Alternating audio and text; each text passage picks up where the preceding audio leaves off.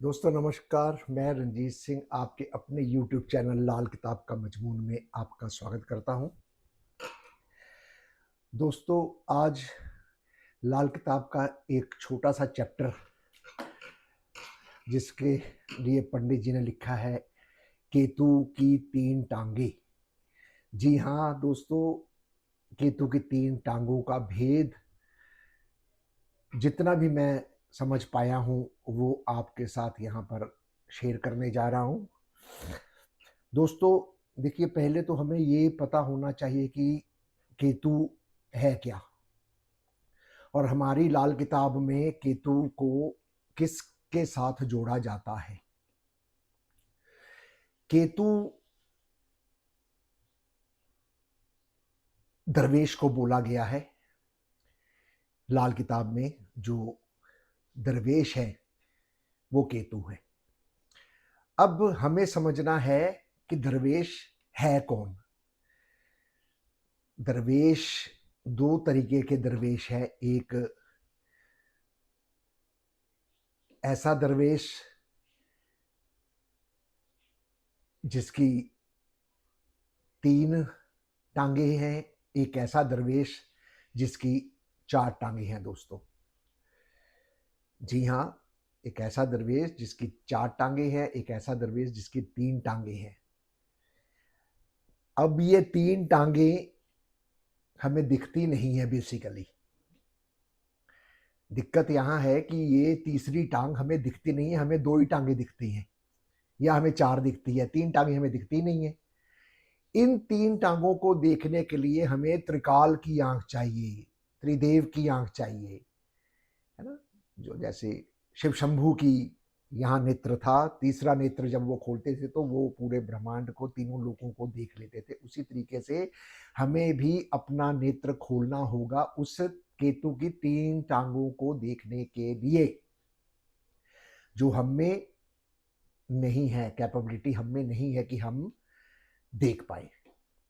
लेकिन पंडित जी ने जहां जहां केतु की तीन टांगों का जिक्र किया है वहां वहां थोड़ा थोड़ा सा मैं आप सबके साथ जरूर शेयर करूंगा। केतु की तीन टांगों के लिए पंडित जी कहते हैं कि केतु का जो मुंह है वो खाना नंबर 2 में है।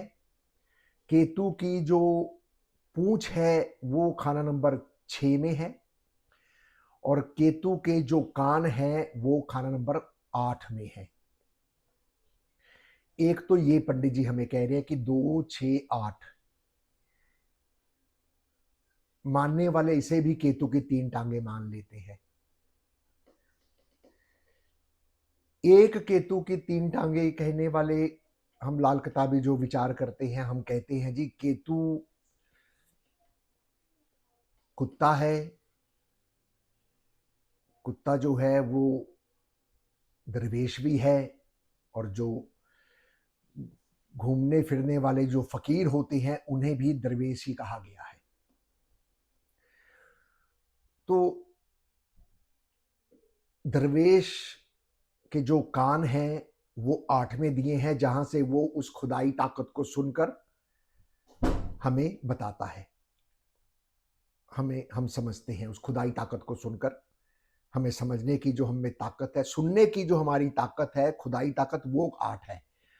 और जो हमारे कान है जहां से हम दुनिया की बातें हम करते हैं, सुनते हैं, वो खाना नंबर 4 है, कान।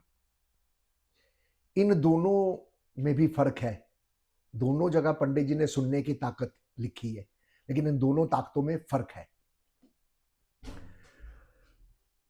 अब केतु की तीन टांगे,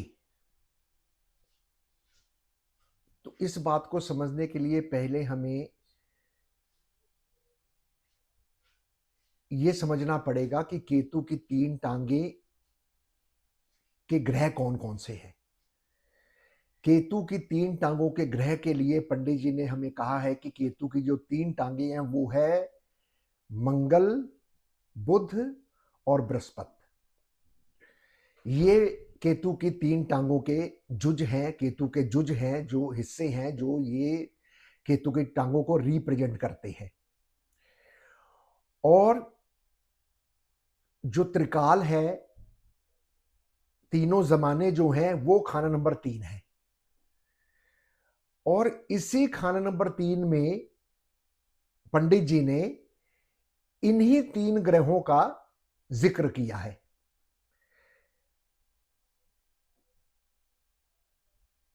अब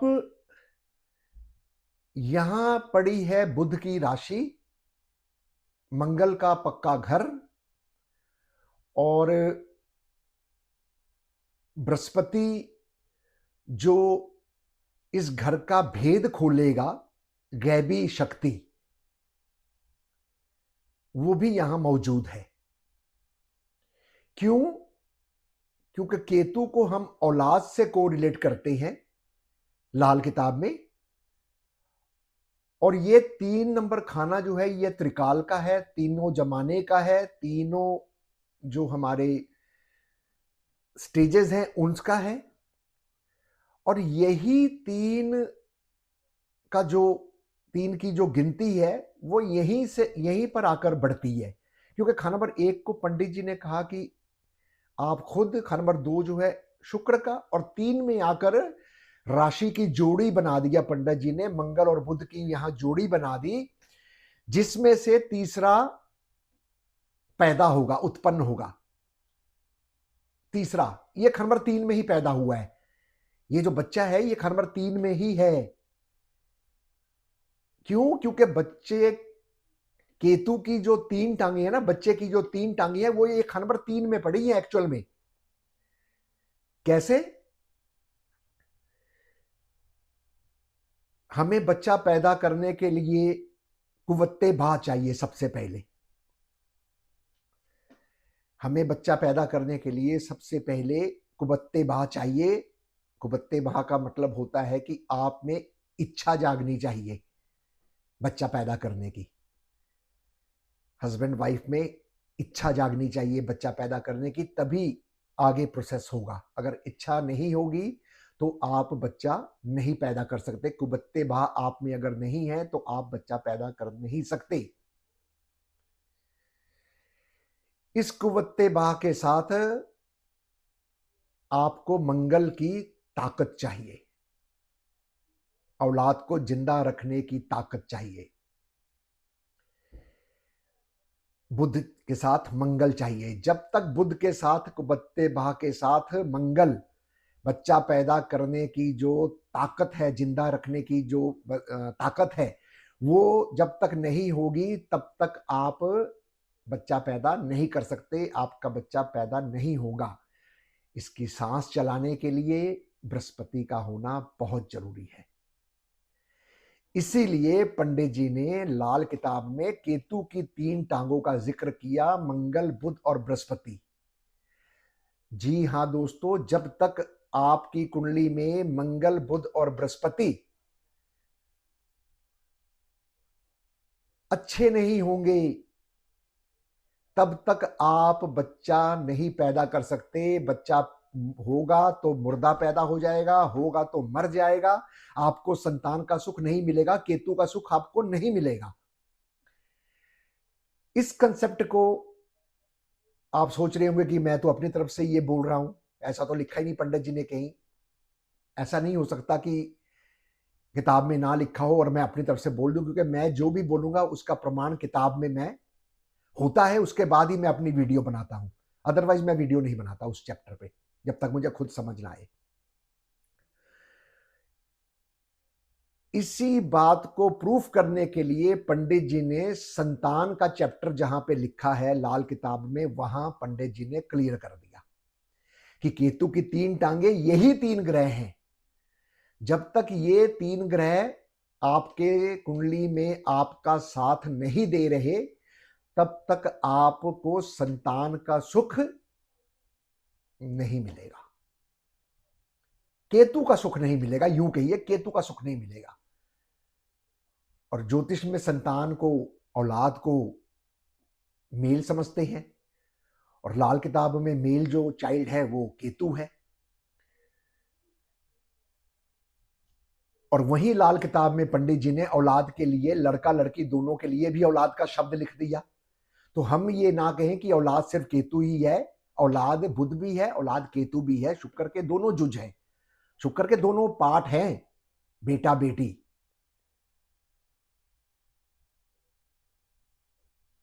जब तक हम लाल किताब को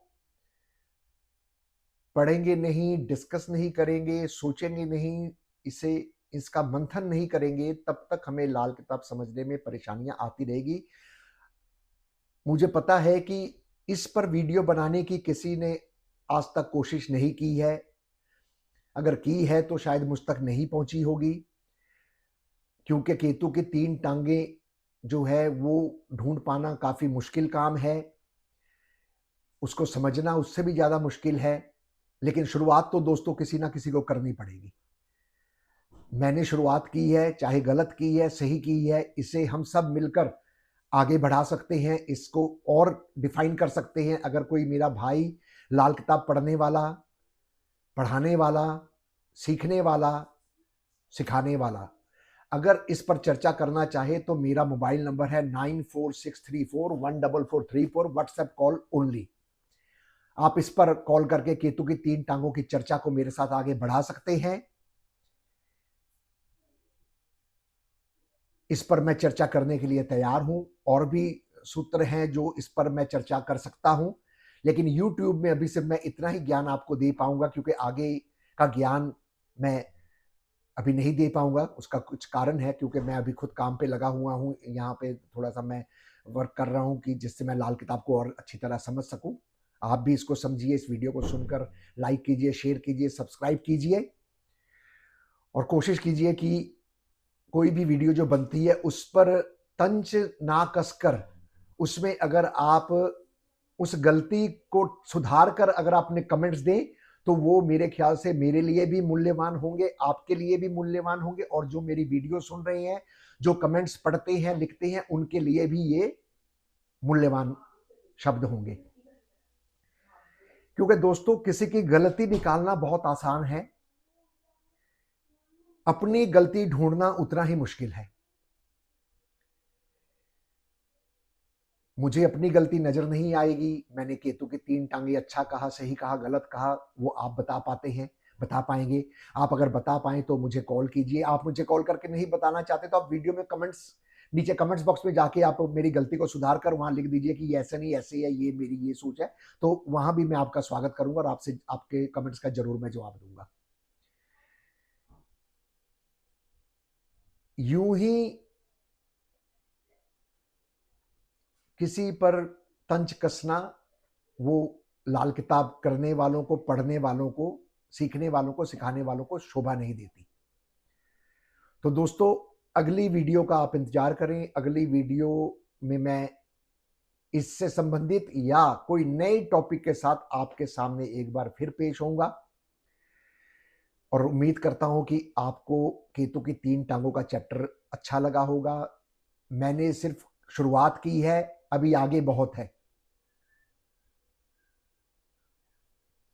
तो दोस्तों यार की यारी से मतलब है, यार के ऐब से नहीं। मुझे तो लाल किताब से मतलब है, इसके जो बातें नहीं समझ आ रही हैं उससे मुझे कोई मतलब नहीं। आप लोग मुझे क्या कमेंट देते हैं, देंगे, मुझे नहीं पता, लेकिन मैं ये चाहूँगा कि कृपया मेरा सहयोग दें, मेरी वीडियो को सहयोग दें, मेरा सहयोग दें। मेरे साथ आप ये डिस्कस करके इस विद्या को और बढ़ाएं, इसे गुम या ऐसा ना हो कि ये विद्या अपने साथ ही चली जाए। जिनके पास है, जिनके पास ज्ञान है, वो अपने साथ ही ले जाएं, जिनके पास आंसर्स हैं वो अपने साथ ही ले जाएं। कृपया उनको, उनसे भी मेरी निवेदन है, दरखास्त है कि वो अपने जो ज्ञान है वो शेयर करें। सबसे नहीं कर सकते तो आप जो लाल किताब को पढ़ते हैं, जो चाहते हैं, उनसे आप करें, है ना। सभी से मेरा निवेदन है कि अपने जो लाल किताब के जो पॉइंट्स है वो जरूर शेयर करें। मैं भी कर रहा हूँ, यूट्यूब के जरिए भी कर रहा हूँ, क्लासेस के जरिए भी कर रहा हूँ, जैसी जिसकी इच्छा है, क्योंकि मेरे पास सोर्स ऑफ इनकम सिर्फ ये क्लासेस ही है। मैं क्लासेस करके ही अपनी जो जीविका है वो चलाता हूँ। लाल किताब के माध्यम से मेरा परिवार चलता है, और मैंने ये बीड़ा भी उठाया है कि मैं लाल किताब को ज़्यादा से ज़्यादा फैलाऊंगा सबके आगे। ये लाल किताब की जो असलियत है, ये जो काम जिस हिसाब से करती है, उसके बारे में बताऊंगा। इसीलिए मैंने ये लाल किताब की यूट्यूब की सीरीज लाल किताब का मजमून का विषय का ये चैनल बनाया है। कृपया इसे आप जरूर देखते रहें। धन्यवाद।